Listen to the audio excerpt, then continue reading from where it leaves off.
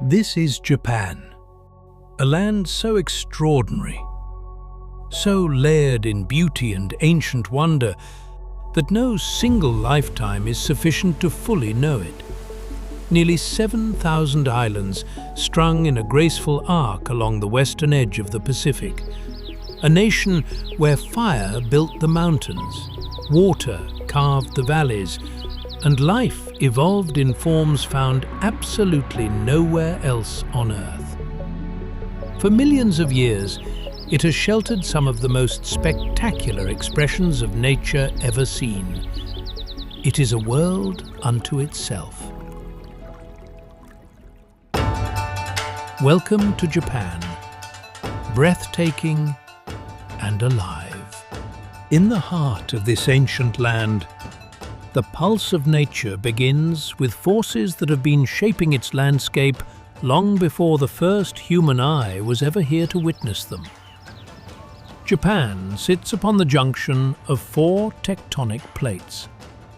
The same geological restlessness that occasionally shakes the ground and disturbs the coastlines has also produced soils of extraordinary fertility, mountain ranges of dramatic and imposing beauty, and thousands of thermal springs that sustain ecosystems found nowhere else on our planet. Standing at the center of the Japanese landscape, visible on clear days from the streets of Tokyo itself, is Mount Fuji. Rising to 12,388 feet, it is the tallest peak in Japan and one of the most instantly recognizable natural forms anywhere on Earth. It is a stratovolcano, its slopes built up over thousands of years by successive layers of lava, ash, and solidified rock. Its near-perfect symmetrical cone is not the result of erosion. It is the geometry of creation, shaped eruption by eruption across deep time. Around its base, 5 ancient lakes reflect its image on still mornings, doubling its already considerable grandeur. The forests clothing its lower slopes are home to foxes, sika deer, and the Japanese sero, a sure-footed mountain antelope that picks its way across the volcanic rock with quiet and unhurried confidence. Fuji is a sacred mountain. It has been a site of Shinto worship for many centuries, and the climb to its crater rim is regarded by many Japanese as a spiritual journey as much as a physical one. Around 300,000 people make the ascent every year, most during the short climbing season of summer. At the summit, where the air is thin and cold cuts sharply even in August, some pilgrims have been known to weep. Not from exhaustion, though the climb is genuinely demanding, but from the view. On a clear morning, the shadow of the mountain stretches westward across the land below, and the horizon takes on a gentle and unmistakable curve. It is the kind of view that reminds a person of their proper place in things. The forests that surround Fuji and spread across much of central Japan are among the most biologically rich temperate woodlands anywhere in the world. The Aokigahara forest, which lies at Fuji's northwestern base, is so dense that compass needles behave erratically within it, confused by the magnetic minerals in the volcanic rock beneath. Ancient Japanese cedar and cypress trees rise to extraordinary heights, their roots gripping the lava rock below. The forest floor is a deep and intricate tapestry of moss, fern, and fungi. Within these woodlands, the Japanese giant salamander moves through cold mountain streams. At nearly 5 feet in length and weighing up to 55 pounds, it is the second largest amphibian on Earth. It has remained virtually unchanged for some 30 million years. A true living relic from another age entirely, hunting fish and frogs in the darkness beneath the water with a patience that is almost impossible to comprehend. Further north, the character of the landscape changes entirely. The island of Hokkaido is Japan's great wilderness, a vast and sparsely populated expanse of ancient forest, wetland and mountain range that feels entirely removed from the energy and density of the south. In winter, Hokkaido receives snowfall of extraordinary depth. The forests here are buried in white for months at a time, and the silence that settles over them is of a kind rarely encountered anywhere in the modern world.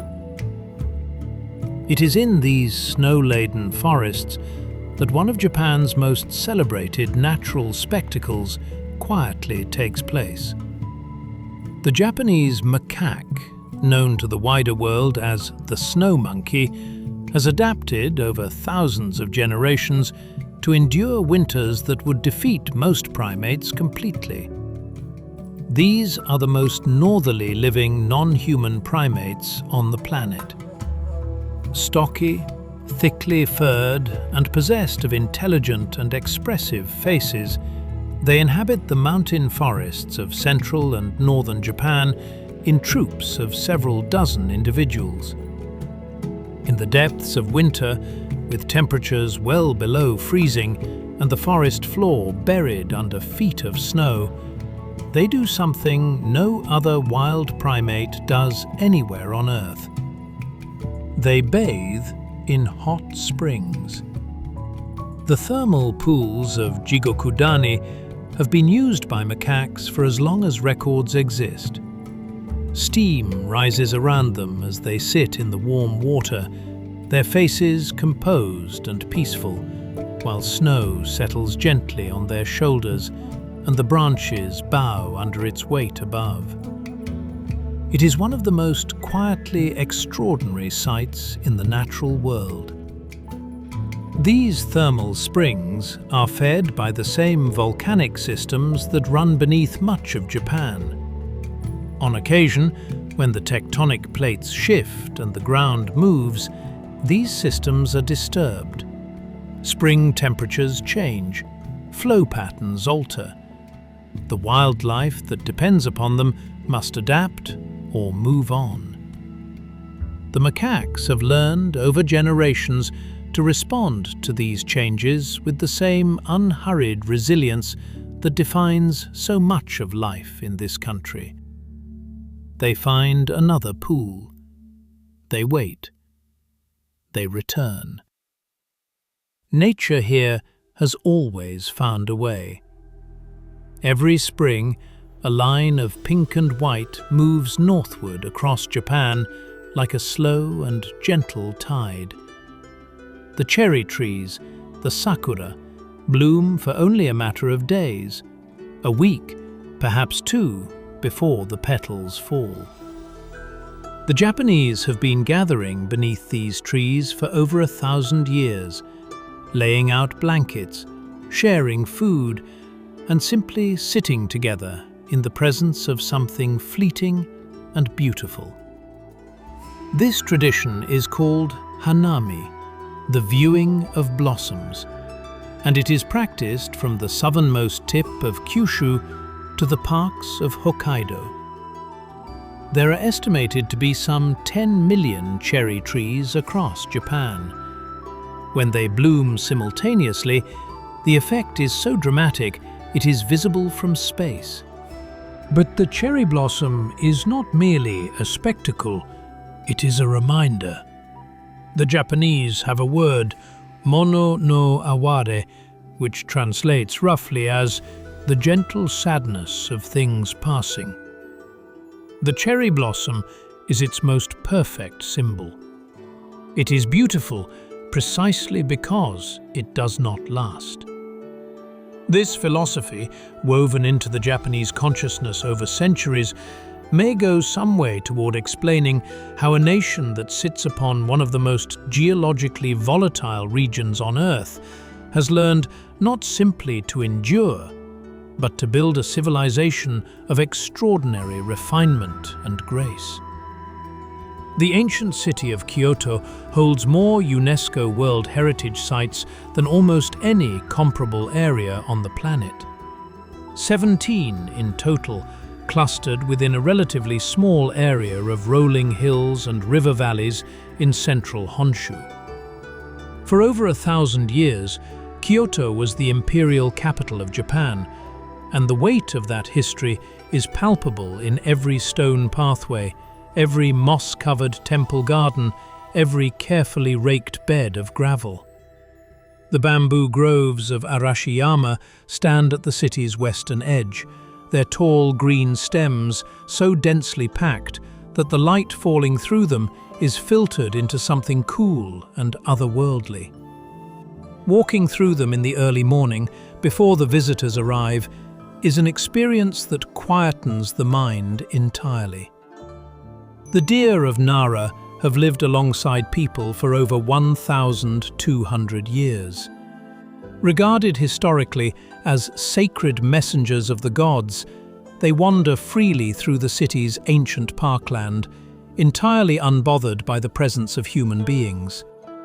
Around 1,200 individuals roam among the temples and stone lanterns, grazing on the grass between the flagstones. They have been here so long and in such harmony with their surroundings that they have become, in effect, a living part of the landscape itself.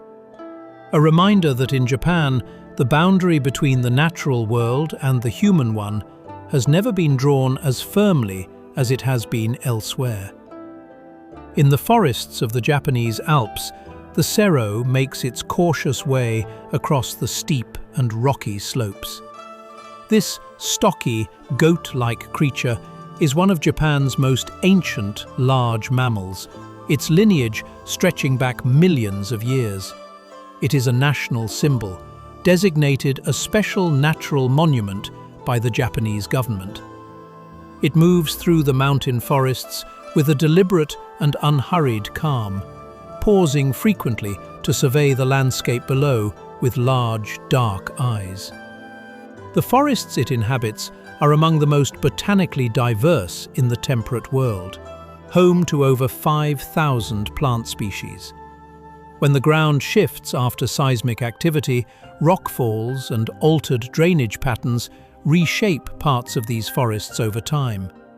Old trees fall, new clearings open, and within a generation the forest returns, and the Sero returns with it. The coastline of Japan stretches for over 18,000 miles, one of the longest in the world.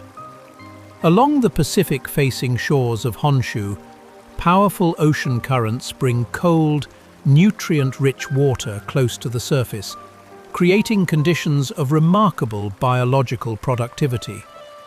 The waters here are among the most diverse in the temperate Pacific. Giant spider crabs, the largest arthropods on Earth, pick their way across the seafloor on legs spanning up to 12 feet. Japanese giant octopus, intelligent and elusive, patrol the rocky reefs with a fluid and unhurried grace. Sea otters wrap themselves in kelp to anchor themselves while they sleep, floating on their backs with their paws folded across their chests in an attitude of complete contentment. The loggerhead sea turtle nests on the sandy beaches of southern Japan each summer, hauling itself ashore under cover of darkness to lay its eggs above the tide line.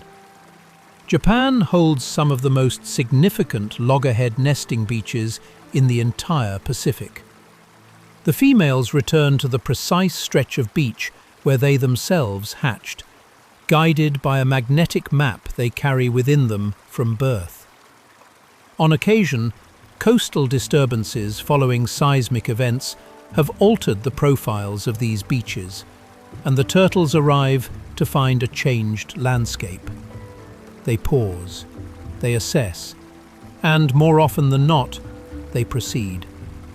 Life on these shores has been navigating disruption for far longer than any single event.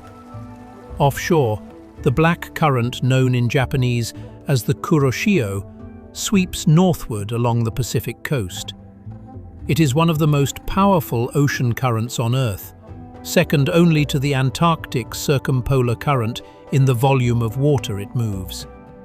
The Kuroshio is warm, deep blue, and extraordinarily clear. It carries the warmth of the tropics northward along the Japanese coast, moderating the climate of the islands it passes and bringing with it an abundance of oceanic life. Yellowfin tuna follow its edges. Manta rays glide within it. Whale sharks, the largest fish on Earth, have been documented along the Kuroshio corridor, their spotted forms moving through the blue water with a silence and a scale that never fails to astonish. In the deep waters of the Sea of Japan, between the main islands and the Korean peninsula, conditions are entirely different. Colder, calmer, and extraordinarily rich. The Japanese spider crab descends here to depths of nearly 2,000 feet.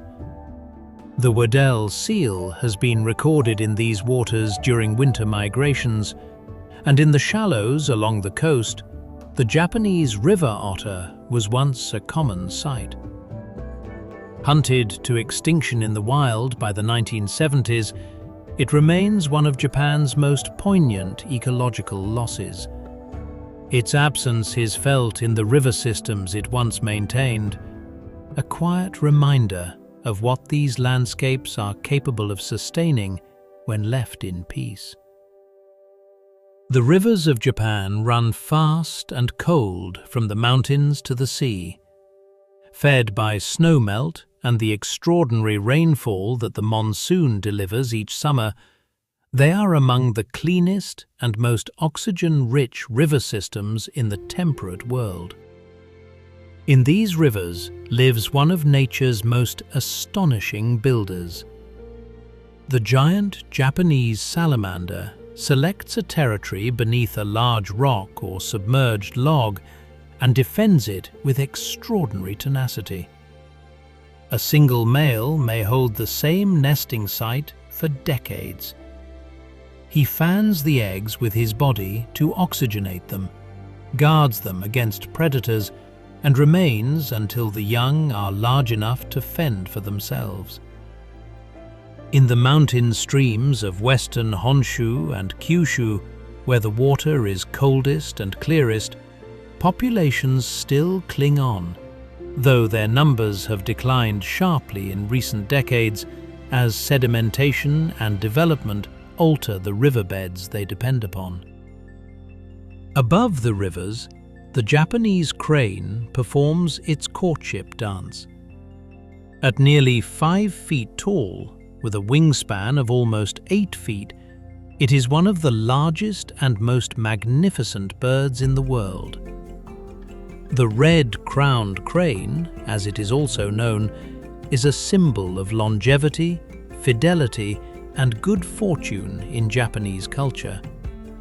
It mates for life, and its elaborate courtship display, in which pairs bow, leap, and call to one another in precise and synchronized movements, is one of the great spectacles of the natural world.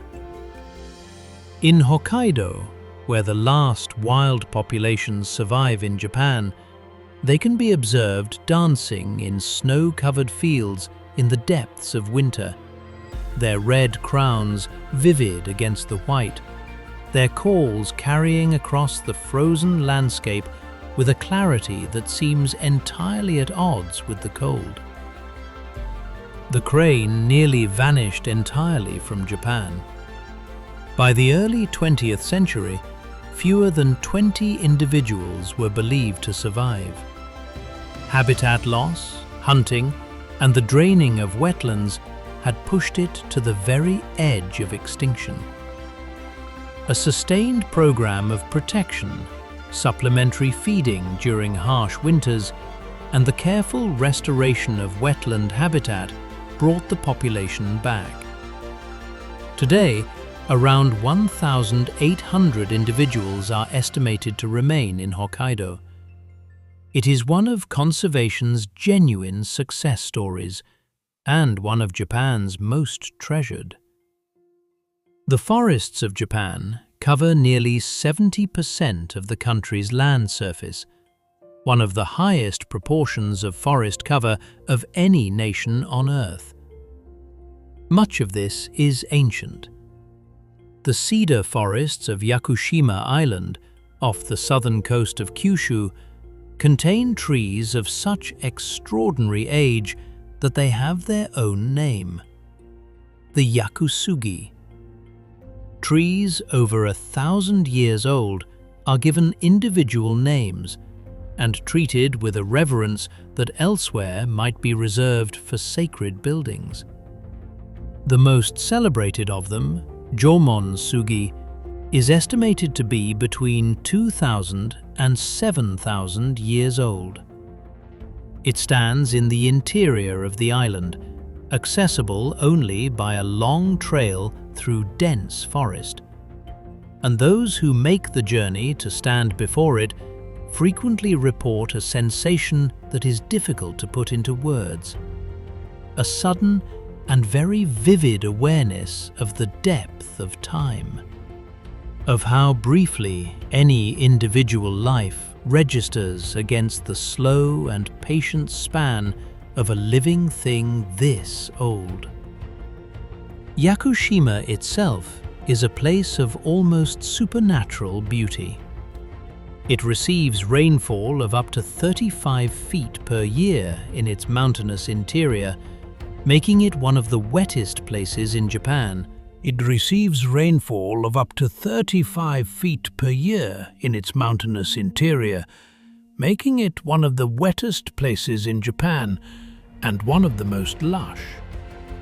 The forest floor is carpeted in a depth of moss so thick and so intensely green that it seems to generate its own light. Yakushima macaques move through the ancient trees, and Yakushima sika deer graze beneath them, both subspecies found only on this single island. They have evolved here in isolation long enough to become measurably distinct from their mainland relatives.